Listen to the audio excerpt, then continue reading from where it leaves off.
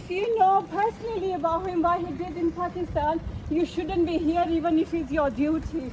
If you're honest with yourself, you shouldn't be here giving him that security because he's a corrupt person. He made wrong decisions. And he right after ran from there. He's puppet of ISI. I think he is there. ये इंसाफ का नंबरदार आपने कैसे ये फैसला कर लिया? मुझे मेरी बात सुने, आपने कैसे मुझे दिलावर साहब आपकी बात है, I'm just asking the question, sir.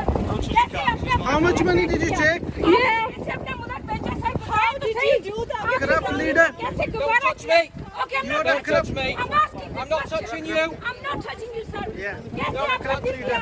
आपका दिल कैसे किया? आप अपना मुल्क भेजते सर, बताएं तो सही.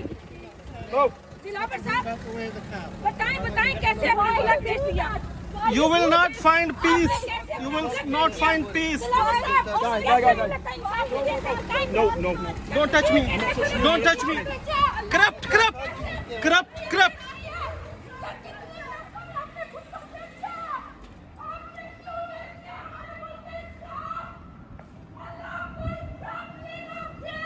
Honestly,